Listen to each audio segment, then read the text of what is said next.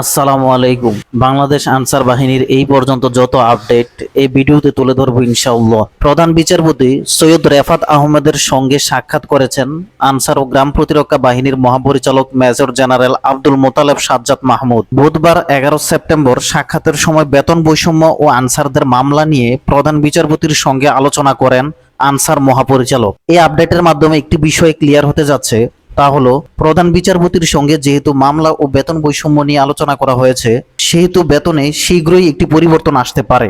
আর জেলে থাকা আনসারদের মামলা সম্পর্কেও যেহেতু আলোচনা হয়েছে, সেহেতু খুব দ্রুত তাদের জামিনের ব্যবস্থা হবে বলেও আশা করা যায়। 2 নম্বর পয়েন্টটি হচ্ছে প্যানেলে থাকা বা রেস্টে থাকা আনসারদের কি হবে। প্যানেলে থাকা বা রেস্টে থাকা আনসারদের 1.5 মাসের মধ্যে সবার SMS আসা শেষ হবে। অলরেডি শুরু হয়ে গেছে। আপনারা যারা SMS বা অফার পাবেন, প্রথম অফারেই ধরে ফেলবেন। এখন আর 3 বার অফারের ওয়েট করবেন না, কারণ এখন চাকরিতে রেশ প্রথা নাই, অনেক সুবিধা রয়েছে, অর্থাৎ কম্পিটিশন বেশি। 3 নাম্বার হচ্ছে ব্লক বা ফ্রিজ করে যারা বাড়িতে আছে সেসব আনসারদের কি হবে। তার আগে একটা কথা বলি, আমার এই তথ্যগুলো সংগ্রহ করতে অনেক কষ্ট হয়। বিভিন্ন কর্মকর্তা ক্যাম্পে ক্যাম্পে গিয়ে আনসারদের মুখ থেকে তথ্যগুলো নিতে হয় এবং অনেকের রাগযুক্ত কথা পর্যন্ত শুনতে হয়। আমার চ্যানেলে যারা নতুন তারা একেবারে সত্য নিউজ পেতে সাবস্ক্রাইব করুন এবং ভিডিওটি আনসার ভাইদের সুবিধার্থে শেয়ার করুন। এবার আসি, ব্লক করা বা ফ্রিজ করা আনসার যারা বাড়িতে আছে তাদের কি হবে। কিছু সিনিয়র আনসারদের ধারণা অনুসারে তারা বললেন, এত আনসারদের ফ্রিজ বা ব্লক করা হয়েছে। এখন কোনো গার্ডে পর্যাপ্ত আনসার পাচ্ছে না ডিউটি করার জন্য।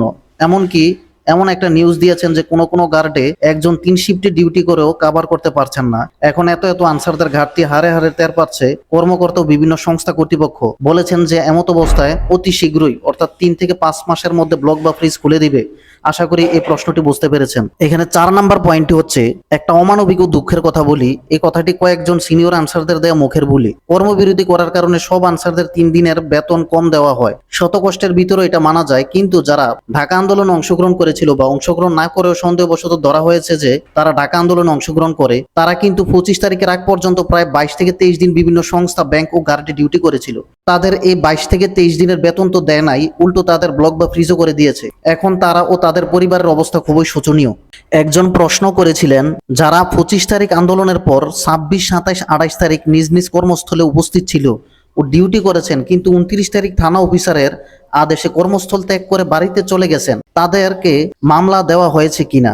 আসলে তাদের 2টা বড় প্রবলেম হয়েছে। এক হলো তাদের বেতন তো দিবেই না, অর্থাৎ অক্টোবর মাসের বেতন দিবে না। 2 নাম্বার সবচেয়ে বড় প্রবলেমটা হচ্ছে তাদেরকে নাশকতার বিরুদ্ধে মামলা দিব বলেছিল, কিন্তু বর্তমানে বিভিন্ন প্রেক্ষিতে তাদের নীরবতা ও অবদানের কথা চিন্তা করে তাদেরকে এখন পর্যন্ত কোনো মামলা দেয়নি, কিন্তু ব্লক বা ফ্রিজ করে রেখেছে। এই ছিল আজ পর্যন্ত দেওয়া সর্বশেষ ও সব আপডেট একসাথে। পরিশেষে আমি অনুরোধ করব, আমার এই ভিডিওটি বা কথাগুলি যদি আনসার কোনো ঊর্ধ্বতন কর্মকর্তা পর্যন্ত যায়, তারা একটু মানবিক দিক দিয়ে বিচার করবেন। যারা ফ্রিজ বা ব্লক হয়ে গেছে তাদেরকে ফ্রিজ বা ব্লক খুলে দিবেন ও যারা জেলে আছে তাদের পরিবারের দিকে সহানুভূতিশীল চোখে তাকিয়ে তাদেরকে অতি শীঘ্রই ছেড়ে দিবেন, কারণ তারা পৃথিবীর ইতিহাসে সবচেয়ে অবহেলিত বাহিনী বাংলাদেশ আনসার বাহিনী। আমার এই ভিডিওটি যদি আপনাদের বিভিন্ন বিষয় বুঝতে ও জানতে সহায়তা করে, সাবস্ক্রাইব করে আমাকে আরো নতুন তথ্য দিতে উৎসাহিত করবেন।